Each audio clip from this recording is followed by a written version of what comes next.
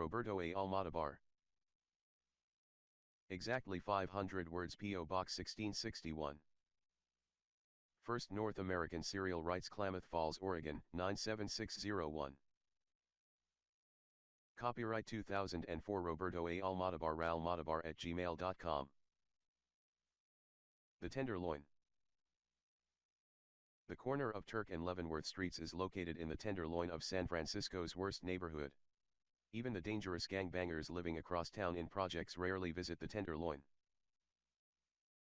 Here live the refuse of society, the discarded mentally ill, drug and alcohol addicts, pimps and prostitutes, along with those that prey on them, all trying to make a meager existence for just one more day. Many homeless who sleep and live in their own filth, line the sidewalks during the day. Most crawl back into their holes, rooms, or shelters during the night, but a few less fortunate sleep on the concrete sidewalks, huddled in blankets, cardboard, or paper. There are few unaccompanied children on these mean streets. "Get to Quito," said a voice, and Louis Mitchell forced his eyes to open.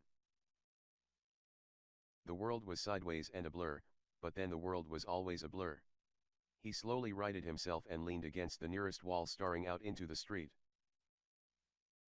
"Get to Quito," said the voice again, as cars, trucks, taxis and buses rolled by in indifference.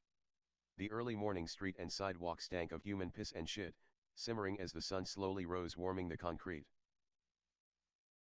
Louis wasn't sure how he'd gotten here, or what he was supposed to be doing today, but one thing he was sure of: the world wasn't right this morning.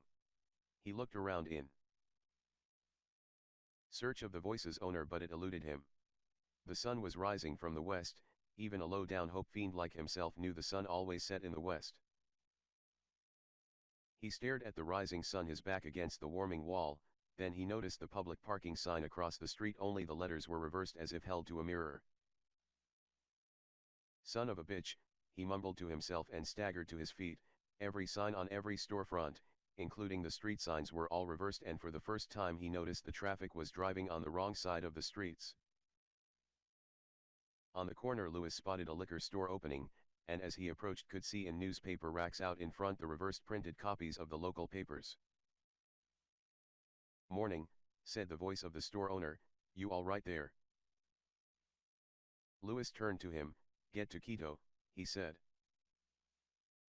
The world had reversed itself. Louis had had many hallucinations in his lifetime, but in all of them he always could read. None of it seemed right. He didn't belong here, not in this place, but it had been home for the last few weeks. It was dark out. He supposed he had slept all day. As was usual, anything he wasn't able to wrap his arms around was stolen from him, and all he had was his blanket.